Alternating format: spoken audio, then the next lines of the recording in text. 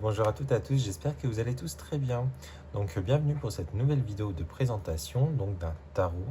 Un tarot que j'attends depuis un petit moment, car il vient du Canada et je l'avais commandé, je crois, au mois de novembre, si je ne dis pas de bêtises. Et là, au moment où je vous tourne la vidéo, nous sommes début janvier. Euh, et en fait, il y avait un souci, il y avait une grève, je crois, en Canada. Et du coup, c'est pour ça qu'il a eu du retard. Mais je suis super content, du coup, il est enfin arrivé. C'est un tarot que j'ai découvert par hasard sur Etsy et je suis tombé amoureux des illustrations. Vous allez voir, il a plein de couleurs, il est très beau. Et il est sur le thème des gens qui vivent dans le Nord. Euh, alors, on va dire des Vikings. Mais bon, le terme viking, j'aime pas trop parce qu'en fait, le terme viking, ça veut dire ça veut dire, je crois, pirate. Et du coup, c'est souvent qu'on fait l'amalgame, enfin, qu'on confond souvent que les gens, du Nord, en fait, on va dire que c'est des vikings et pas spécialement. La base principale de ce jeu que j'aime beaucoup, on va être vraiment sur des gens qui travaillent la terre, on va être sur cet élément des agriculteurs. Donc voilà. Donc c'est le Odin Playbook Tarot Tools de Daniel Norman. Pour ceux et celles qui ne la connaissent pas, mais je pense que vous la connaissez, elle a sorti cette année le jeu. À la base, en fait, c'est comme ça que je l'ai connu. C'est le jeu The Winter Saison Tarot. C'est celui-ci qui est sorti chez Nicolas au Salon des Arcanes. Et du coup, en fait, elle a sorti plusieurs jeux. Et donc, elle avait fait le Autumn aussi, que je ne connais pas du tout. Donc, je vais aller le découvrir. Du coup, elle a sorti celui-ci en 2021, celui que je vais vous présenter. Elle en a fait un autre en 2020. Et elle en a fait un aussi sur le thème des océans ou des sirènes, je crois, qui était fait en 2023. Et donc, si vous voulez commander son jeu, elle a un site internet ici. Et moi, je l'ai commandé sur Etsy. Et de toute façon, elle a ses coordonnées qui sont ici au cas où. Donc, voilà. Et du coup, j'ai eu deux cartes. Alors c'est dommage, elles ont été un petit peu tordues dans la boîte. Donc ça doit être de son jeu sur les thèmes des sirènes. Donc voilà, sont sur une taille de format carte postale. Et il y a celle-ci c'est la grande prêtresse de ce jeu-là. Déjà, je trouve magnifique. Donc voilà. Et ben, alors par contre, il est en anglais, donc je ne pourrais pas vous lire le guidebook. Donc on a une petite phrase ici avec la boîte est très très belle, hein. Elle est de très bonne qualité, franchement. Donc ça doit être c'est un mass market. On a un petit guidebook facile à traduire. J'ai regardé un petit peu, j'ai traduit avec le téléphone. Franchement, c'est super bien fait, hein. Donc voilà. On a un petit poème. Je ne saurais vous le traduire. Alors, juste sur ce jeu, il y a eu des petites renommées au niveau des arcanes majeures. Donc, il suit très bien le rider. Donc, pour ceux et celles, n'hésitez qui connaissent le rider, il n'y a pas de souci. Il y a juste en fait les bâtons qui ont été renommés en baguettes, les pentacles en anneaux, donc ring, anneau. Euh, les épées, c'est axe, c'est hache, enfin hachette. Et les coupes en horn, c'est, je crois que c'est les cornes où ils buvaient dedans. Et aussi pour les personnages de cour, les pages, ça va être les poètes, les cavaliers, ça va être les shield maidens, les reines, ce sont les chieftains, et les rois, ça va être les rulers. Par contre, elle vous précise ici que les reines pourront être des hommes, mais quand même, il y aura cette énergie quand même féminine dedans. Et pour les rois, il pourra y avoir des femmes, parce qu'il y a dans cette période-là, je pense que les rulers, il y avait aussi des femmes qui gouvernaient. Mais par contre, dans les rois, du coup, même si c'est une femme, il y aura quand même dans l'énergie de la carte le côté masculin. Donc c'est ce qu'elle précise aussi dedans. Donc voilà, c'est vraiment ce qu'il y a à savoir. Et après, pour les arcanes majeures, vous avez Par exemple, pour le fou, vous avez ça en carte normale, en renversé. Et aussi, chaque carte a une rune. Alors moi, je n'y connais rien en runes, donc ça va être cool. Parce que du coup, ça va m'apprendre un petit peu le nom des runes. Il y a aussi des tirages de cartes qui sont proposés. Pour les cartes, les arcanes mineurs, les suites, on va avoir à peu près ouais, ça. Ouais, c'est à peu près ça. Par exemple, le 8. Donc là, on a ça et en renversé. Et à la fin, nous avons une petite bibliographie, j'ai vu tout à l'heure. Parce qu'elle a fait des recherches, elle a fait de très très belles recherches. Donc ça, c'est la créatrice. Et c'est où que j'ai vu qu'elle avait fait des recherches. Alors attendez. C'est un jeu que je n'ai jamais vu passer. Je sais pas s'il y a des gens qui le connaissaient. Là, on a un mot sur les runes. Ah bah mince, je vais pas retrouver. Je les regarde un petit peu tout à l'heure. Ah bah si, en plus je suis passé dedans. Ça, c'est les livres qui l'ont aidé justement pour travailler avec, pour constituer ce jeu. Et vous allez voir, alors, les films Vikings, tout ça, que j'aime beaucoup, hein, mais c'est vrai que du coup, c'est un peu beaucoup même revisité. Et du coup, dedans, vous allez voir, il y a des personnages de couleur. Donc, vous allez avoir des personnes de couleur, tout simplement.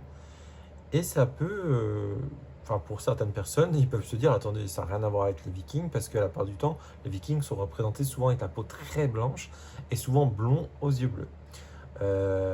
Et du coup, on ne peut pas savoir spécialement exactement si c'est vraiment ça qu'il y avait à l'époque, parce qu'on est quand même très limité hein, pour les recherches au niveau de l'époque. Et il y a certaines probabilités qui dit, donc il y a un livre là où ils en parlent. Alors, ils ne peuvent pas le confirmer qu'il y avait des personnes de couleur, mais c'est très probable parce que les Vikings, alors je vais utiliser souvent le mot viking, mais vous m'aurez compris, je parle vraiment des gens du Nord, enfin du pays nordique, on va dire. Pas du nord de la France, on soit bien d'accord, c'est vraiment du pays nordique. Euh, et du coup, j'ai perdu le fil. Pardon. Oui, donc, comme c'était des gens aussi qui faisaient de la piraterie, je ne sais pas si ça se dit, de piraterie, mais du coup, c'est fort possible qu'ils sont allés dans des pays de couleur, où il y a des gens de couleur, peut-être du coup sur le continent africain. Et,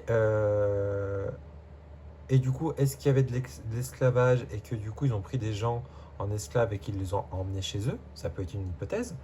Mais aussi, il faut se dire que il n'y a pas que eux qui naviguaient, qui bougeaient. Les Européens, enfin la France, je pense qu'ils naviguaient peut-être. Et je pense aussi du coup aussi les côtés Afrique, peut-être que eux voyageaient aussi en bateau et ont arrivé sur ces terres-là et qu'il y a eu des mélanges. Alors, et donc, c'est ça qui est bien dans le jeu. Du coup, on va vraiment avoir ce côté aussi de personnes de couleur. Voilà. Donc, c'est pour ça que je préfère préciser avant qu'on découvre les cartes. Parce que pour les grands fans, je parle des films ou séries vikings, dites-vous bien que c'est pas spécialement la réalité. C'est plus sur le côté hollywoodien, voilà, assez Hollywood, on va dire. Donc voilà, c'était la petite parenthèse que je voulais faire. Et du coup, c'est ça que j'ai apprécié dans ce jeu-là. C'est que du coup, Daniel a mis une petite bibliographie des jeux, enfin des livres qu'elle a utilisés pour ses recherches. Donc voilà, donc il y a un travail qui a l'air d'être sympathique. Je ne peux pas en dire plus parce que du coup, voilà, comme il est en anglais, j'ai commencé un petit peu à le traduire, mais c'est voilà. Donc voilà. Hop. Du coup, le fond de la boîte est comme ceci. Franchement, la boîte, elle est vraiment top. Hein. En prix, je sais plus à combien je l'ai payé. Je crois, mais je suis pas sûr. Hein. On doit être à 60 € avec les frais de port et les taxes. Sachant que j'ai repayé encore. Parce que d'habitude, quand je commande sur Etsy, je ne paye jamais de frais de douane. Et là, j'ai payé quand même 16 € de frais de douane. Donc voilà. Les tranches sont bleues. Franchement, j'aime bien. C'est des bleus mat. Je trouve que ça va bien. Ça fait le côté un petit peu de la mer. Nous avons à l'arrière Odin. Donc le dieu nordique, hein, le dieu des dieux, hein, le père des dieux, je crois. Et du coup, ici, alors je vais vous zoomer un petit peu. Voilà. Et du coup, ici, nous avons l'anneau, la hachette, la petite corne et la baguette. On a une rune qui est ici. Et on a un symbole. Alors, je connais pas trop ce symbole. Je sais pas s'il est vraiment de l'époque viking. Enfin, de l'époque nordique. Euh, je crois que j'avais vu dans un de mes livres de symboles. Je crois que c'est quand même quelque chose d'un peu plus récent. Mais je suis pas sûr. Si vous savez, n'hésitez pas à le mettre en commentaire. Mais je crois que c'est un symbole plus récent quand même par rapport à l'époque. Nous avons une petite carte supplémentaire, enfin supplémentaire, une petite carte ici, et ça c'est top. C'est une carte qui va représenter du coup les, euh, les runes. Donc voilà. Et du coup il y a le nom de la rune, donc ça peut être pas mal. Donc pour ceux qui jouent bien, enfin qui connaissent bien les runes, ça va être top. La qualité de carte, alors là, c'est une pépite. La qualité, c'est le style que j'adore. Mat, chantant. Attendez, je sais pas si vous allez entendre, je vais prendre.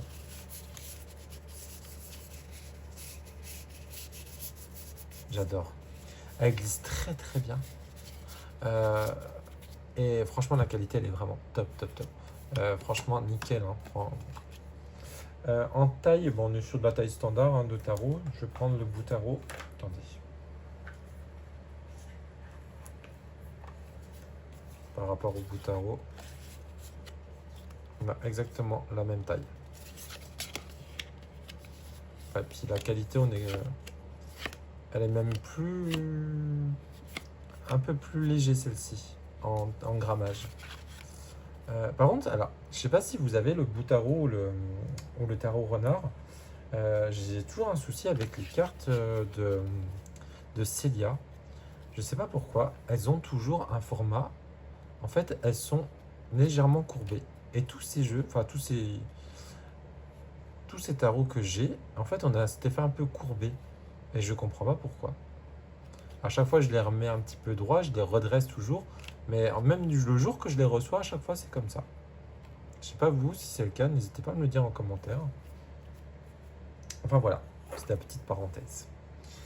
Et maintenant, on va aller regarder. Vous allez voir la palette de couleurs qu'il y a eu dans ce jeu.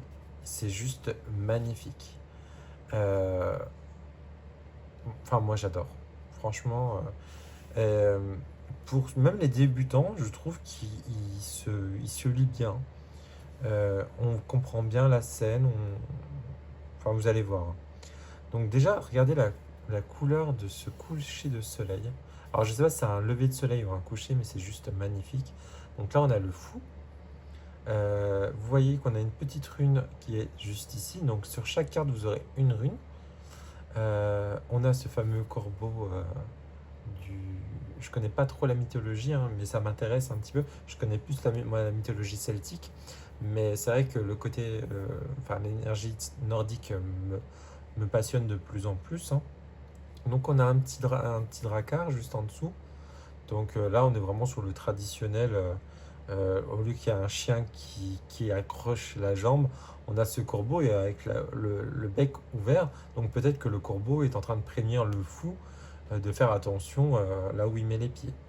Et du coup, j'aime bien parce qu'on a cette petite marguerite, enfin cette fleur. Et je trouve cette fleur-là, elle a un sens sur cette carte-là. On a vraiment euh, cette innocence de ce fou. Parce que là, quand on voit un personnage comme ça, on se dit c'est quelqu'un de très fort, c'est quelqu'un de très. Enfin voilà, il y va quoi. Et en fait, cette fleur change toute la symbolique de la carte et ça fait, je trouve, quelqu'un de plus fleur bleue, de plus enfantin. Ouais, voilà. Donc j'aime beaucoup les détails qu'elle a mis. Donc là on a le magicien. Donc pareil, traditionnelle, hein, il montre la terre et il lève vers le ciel, hein, pour dire qu'on a vraiment cette connexion entre le ciel et la terre. On a la table, toujours avec notre petite rune qui est ici. Et un exemple, je ne sais pas comment se dit la rune là. Je prends ma petite ici et je sais que c'est la rune Anzus. Nous avons toujours un corbeau à l'arrière, enfin deux corbeaux même. Et du coup, nous avons un serpent qui est en bas. C'est vrai que je n'ai pas précisé, hein, mais pour ceux qui font du tirage à l'envers, il n'y a pas de souci. Donc là, nous avons l'impératrice. Je la trouve très très belle. Pourtant, l'impératrice, moi, c'est pas une de mes cartes que j'aime beaucoup dans le tarot. Et celle-ci, je crois que c'est ma plus belle impératrice que j'ai. Parce que moi, la plupart du temps, ma carte préférée dans les tarots, c'est l'ermite. Et je trouve qu'elle a vraiment ce côté un peu ermite. Donc c'est pour ça que je l'aime beaucoup. Je la trouve très très belle. Et là, on a vraiment cette femme aussi de connaissance. Hein, parce qu'en fait, si on regarde bien dans sa main, on a un œil. Attendez, je vais y faire. Hop. Donc voilà, on n'a pas le fameux livre ou le rouleau qu'on peut trouver traditionnellement. Mais du coup, là, on a vraiment l'œil qui est dans la main. Donc avec les yeux fermés, on a cette fameuse lune qui reste quand même, donc qui est propre au rider. Donc je trouve qu'elle est très très bien faite.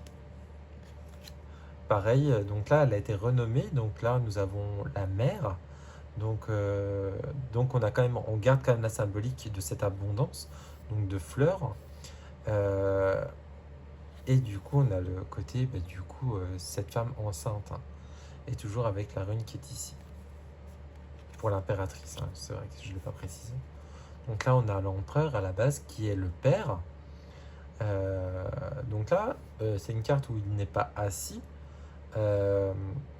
Mais du coup, on voit vraiment qu'on a quand même cette énergie aussi de terre à l'arrière. Hein, cette énergie. Et puis ça se voit que voilà, il est très imposant. Il est voilà. Donc là, on a The Helder. Alors, est-ce que c'est l'ancien? Je ne sais pas exactement si ça se traduit comme ça. Mais du coup, là, on le reconnaît, hein, c'est le hiérophante. Déjà, on le reconnaît parce qu'on a les deux personnages qui sont souvent auprès du hiérophante. Et on a cette clé qui va venir dire que voilà, il a les clés de la connaissance. Et toujours avec cette fameuse rune. Regardez-moi cette aurore boréale. Quand je vous dis que la palette de couleurs qui a été utilisée, c'est pour ça que je suis tombé en amour pour ce jeu. J'ai vraiment eu des gros coups de cœur là ces derniers temps. C'est vrai que j'achète moins de jeux, mais c'est des jeux beaucoup plus ciblés. Et c'est quasiment plus des jeux, enfin c'est quasiment pas des jeux des mass market, c'est beaucoup des auto-édités. Donc financièrement ça m'arrange pas. Mais bon, le travail est là aussi. Hein. Donc je les trouve très très beaux ces amours. Le chariot, alors moi j'aurais mis exactement ça. Donc on a le fameux Drakkar. Hop là. La force. Alors la force, moi c'est vraiment la carte, je crois qui me... Je sais pas, il y a un truc qui me dérange sur cette carte là. Alors est-ce que c'est le visage de l'ours? Je sais pas. Ouais, je sais pas, il y a un truc qui me dérange.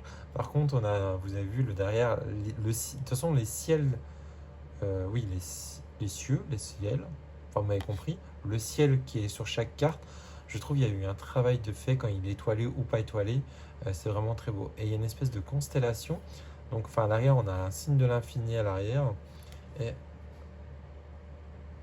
Ouais, non, je pensais qu'il y avait des petites constellations, non, c'est à l'effet de la carte qui est un peu comme ça. Donc là, la force. Je ne vous ai pas précisé, mais il y a les numéros aussi, hein, numéro 8. Hein. On a l'ermite, donc avec Odin. Et donc là, Odin, il a 2 runes, j'ai remarqué, contrairement aux autres, ouais. Donc je sais pas pourquoi. Alors c'est sûrement précisé dans le livre. Hein. Donc là, il a la rune Isa. Et il a la rune... Attendez, je regarde sur le petit truc. Kenaz. Donc ça, c'est top pour les gens aussi qui connaissent bien les runes. Du coup, ils ont vraiment des informations sympas. Donc là, on a la route fortune. On dirait que les bâtons créent un espèce de symbole, hein, on dirait. Hein. Et donc derrière, vous avez toutes les runes. Hein. On a la justice, et donc là, si on voit bien, on a un personnage de couleur, comme je vous disais tout à l'heure. Et si on remarque bien, il a la rune qui est ici, et sur son collier, il y a exactement la même rune. Donc la rune qu'il a là, c'est Tiwaz. Et justement, c'est la rune, je vois, de la justice. Donc, hop.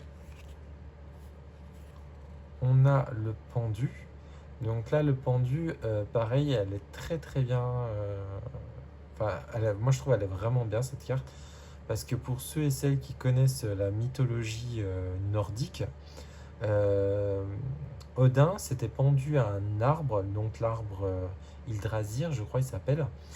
Et il s'était planté donc une lance dans la. C'est pas la côte, dans la. Enfin, vous voyez l'endroit. Je sais plus comment ça s'appelle, le flanc là. Et du coup, il est resté inconscient ou mort, je ne sais plus, pendant un certain temps. Et quand il est revenu conscient, il a eu le savoir des runes. C'est lui qui a ramené les runes à son peuple. Et si on regarde bien, il a les bras dans l'eau et on a tous les symboles des runes. Vous voyez? Donc là, en fait, il a vraiment eu la connaissance des runes. Et donc, on sait que c'est Odin, parce qu'en plus, il y a ces deux corbeaux qui sont là. Je m'y connais pas trop en mythologie, alors excusez-moi si je me trompe sur certaines choses, mais je crois que c'est un peu comme ça. Donc là, nous avons la mort. Pareil, je la trouve très très belle, cette carte de la mort. Donc on a les serpents, on a deux serpents, on a deux crânes, et on a quand même ces fameux papillons pour dire que du coup, déjà on a cette porte qui s'ouvre, donc on voit qu'il y a de la lumière, donc on voit qu'il y a quelque chose derrière cette porte, et avec ces fameux papillons qu'on trouve régulièrement dans la carte de la mort, pour donner ce côté de transformation. Et pareil, les serpents, je pense aussi, c'est peut-être ce côté, alors ça je sais pas, est-ce qu'il y a un côté par rapport aussi à la... Parce qu'il mue, alors attendez.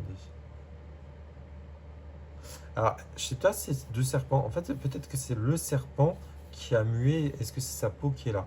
Je ne sais pas. Nous avons la tempérance, toujours avec le magnifique ciel derrière. Le diable. Donc là, pareil, on a une polarité entre les deux. Et avec ces deux personnages-là qui sont enchaînés, donc la fameuse tradition du rider, et du coup qui sont dans la main de ce fameux diable en fait. Donc là, nous avons la tour. Alors attendez, je vois pas trop. Je sais pas trop ce que c'est. Est-ce que c'est des réserves peut-être? Donc là, en fait, ça devait être une maison. Et est-ce que c'était pas un garde-manger? On dirait un garde-manger. J'arrive pas trop à voir ce que c'est. Donc voilà, bon, la symbolique, elle est là. Regardez-moi cette étoile. Comme c'est beau. Franchement, j'adore les couleurs. J'aime beaucoup, beaucoup, beaucoup. Là, c'est mon premier jeu de l'année 2025, du coup. Même si je l'ai commandé en 2024, je l'ai reçu en 2025. Donc, c'est vraiment mon premier jeu. Donc là, c'est mon coup de cœur 2025. De toute façon, il n'y en a qu'un. Parce que ceux de Marie que j'ai, c'était l'année dernière. Enfin, c'était fin d'année. On a cette magnifique lune qui est très très belle avec ces deux loups. Je pense qu'il plaira si tu regardes cette vidéo Chronos de la chaîne. Ah, mince, j'ai perdu son nom, la chaîne. Ah, excuse-moi. Je sais qu'il adore les loups en plus, donc c'est fort possible. Et aussi, je pense à ce jeu-là aussi, il pourra plaire à Jérémy de Raziel et Gaïa, qui a sorti récemment en plus, si vous aimez la Morrigan, il a sorti un oracle sur la Morrigan qui est magnifique. Et il avait sorti un oracle qui n'y a plus. Je devais l'acheter, puis j'ai pas pu enfin j'ai eu des soucis pour l'acheter. Enfin bref, je sais pas. Et du coup, il avait fait un jeu sur les Vikings justement. Et je suis dégoûté parce que quand j'ai voulu l'acheter, il était en rupture de stock. Donc il m'a dit il allait le refaire pour ses 1 an. Donc j'ai hâte et là je le commanderai quand il sortira. Donc voilà. Donc là on a le soleil. On a le jugement. J'adore cette carte-là aussi. On a vraiment donc le monde. Donc là, est-ce que je pense qu'elle représente l'arbre, le fameux arbre d'Hydrasil, je pense. Et il est beau parce qu'en fait, ça représente vraiment toutes les saisons. Il est très très beau. Donc là, on a l'as de bâton, donc qui est sur la boîte. Elle est très très lumineuse cette carte. Le 2. Et vous voyez, on a vraiment. Enfin, il suit vraiment le rider. Hein. Là, on a vraiment. Il a la planète. Enfin, vous savez, normalement, il tient une boule. C'est souvent un globe. Donc là, on a vraiment cet effet-là. On a cette énergie de feu aussi avec le feu qui est ici. Regardez-moi ce ciel, comme il est beau. J'adore. Le 4. Attendez, c'était bien le 3. Oui. Le 4.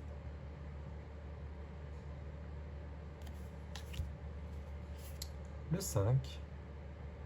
Et vous allez voir, c'est un peu une famille, parce que là, du coup, c'est tout le temps le même personnage, je crois. Le 6. Le 7. Le traditionnel 8 qu'on voit dans tous les riders. C'est toujours la même carte quasiment. Le 9.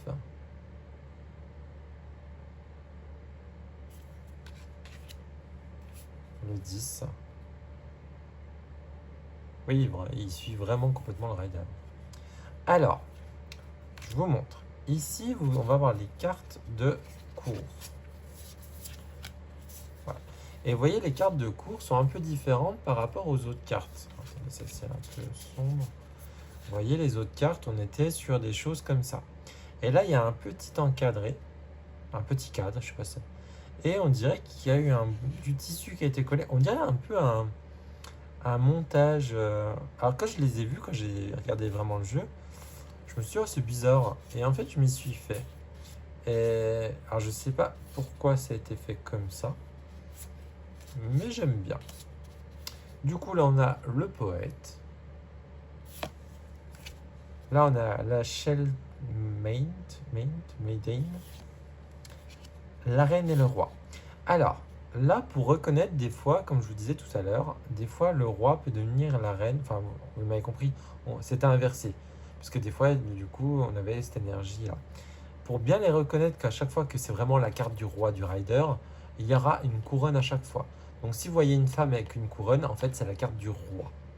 Voilà, tout simplement. C'est comme ça le petit mémo technique qui était marqué dans le livre. Donc voilà. Donc là on a l'as. Donc là on va avoir ces fameuses cornes. Je sais pas si ça se dit comme ça. Oh là là là, regardez-moi cette carte. Regardez-moi ce ciel à l'arrière. C'est juste, franchement, c'est trop trop beau. Regardez pareil pour le 3. Vous voyez, et puis on a vraiment cette énergie de fête, enfin de festivité. Donc on suit vraiment le rider. Le 4. Donc pareil avec les cornes qui sont renversées. Le 5.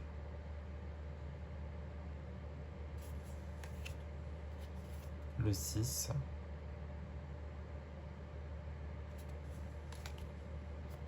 Le 7.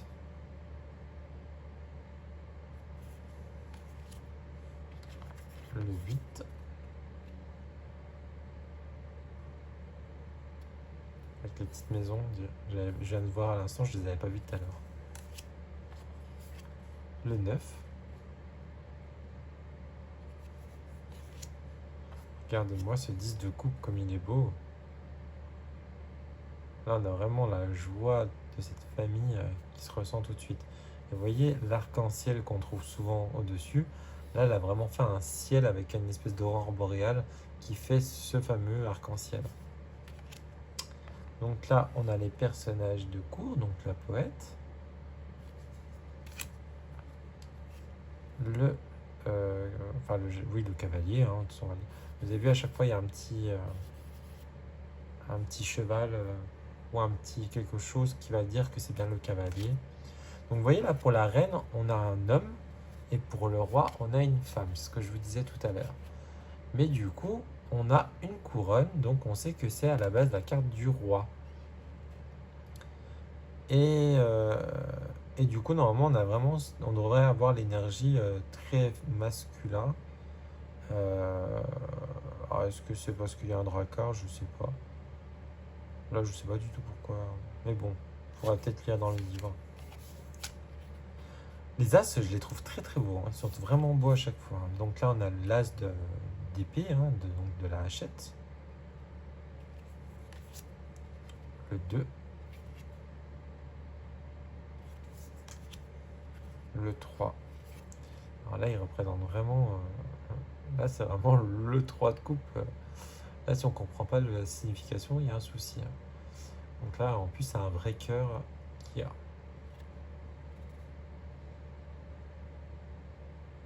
C'est bizarre qu'on n'a pas 3 hachettes. Ah si, elle est là, la troisième, parce que d'un moment, c'est 3 épées qui transpercent un cœur. En fait, je cherchais la troisième hachette, mais en fait, elle est là. Mais elle a touché le cœur parce qu'elle a du sang. Le 4. Le 5. Et donc, vous voyez, là, du coup, on a tout le temps le même personnage hein, dans les suites. Hein. Donc, à chaque fois, c'est tout le temps le même personnage. Enfin, c'est un personnage par suite, hein, comme je comprends. Le 6, avec ce magnifique ciel, toujours. Hein. Le 7. Donc là, on a vraiment cette énergie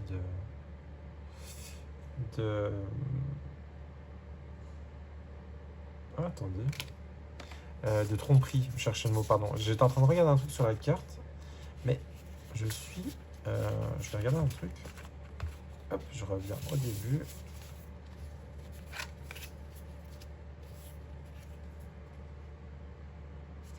Ah bah oui. En fait, je regardais la carte là. Si on regarde bien, sur le pont, au début, j'étais pas sûr qu'il y avait quelque chose. Et en fait, on a un personnage avec une fleur blanche. Et en fait, c'est notre fou qui est ici. Donc en fait, ce que j'ai regardé ses vêtements, c'est les mêmes. Et il tient sa petite fleur. Donc c'est le fou qui passe sur le bâton. Sur le bâton. Sur le pont, pardon. Donc voilà. Donc là, il veut tromper notre fameux fou pendant son voyage.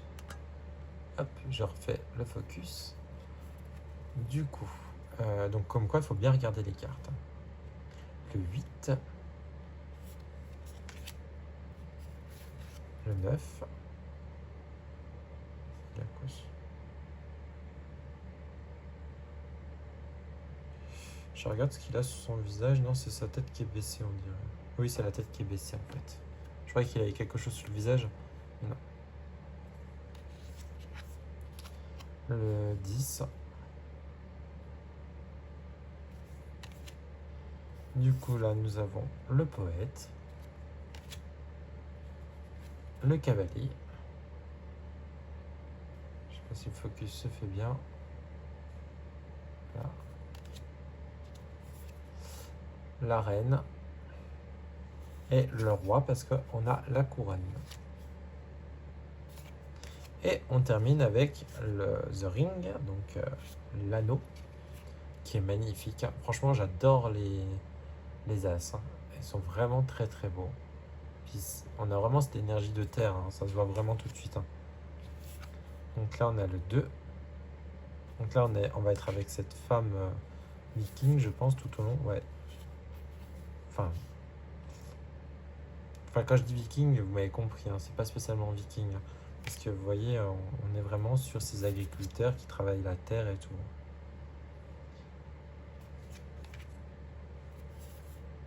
Elle est belle celle-ci aussi. Enfin, elles sont toutes belles, hein.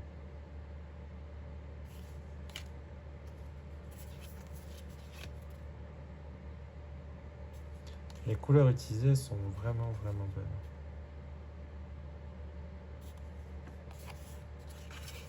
Hop.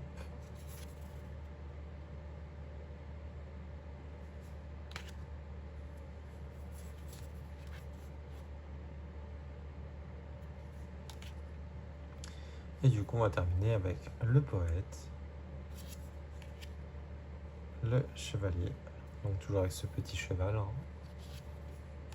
La reine, le roi, qui est une femme du coup. C'est deux femmes en fait là. Ouais. Ah, et on a une carte supplémentaire. Je savais même pas, j'avais même pas fait attention. Donc la carte de Odin. Ok, j'avais pas fait attention. Ok, du coup il y a 79 cartes. Bon, c'est même pas noté là-dessus. Donc voilà. Eh bien écoutez, j'espère que cette vidéo vous a plu, mais surtout que ce tarot vous a plu. N'hésitez pas à me le dire en commentaire, déjà si vous a plu, mais surtout si vous le connaissiez, parce que moi franchement je ne le connaissais pas du tout. Je le trouve tellement beau en plus, il est magnifique ce jeu. Si vous aimez déjà le style de dessin, parce que pas tout le monde va aimer ce style là, moi j'adore, il est vraiment vraiment vraiment beau. Les couleurs choisies, franchement. Voilà, je vais arrêter parce que la vidéo, elle fait 36 minutes qu'elle tourne. Donc, oui, donc n'hésitez pas à me mettre en commentaire si vous connaissiez ce jeu, si vous l'aimez aussi, si vous ne l'aimez pas, pourquoi pas, parce que je peux comprendre aussi que c'est un style que vous n'aimez pas. Donc voilà, et bien écoutez, je vous souhaite à toutes et à tous une très belle soirée. Je vous dis à très bientôt. Ciao, ciao.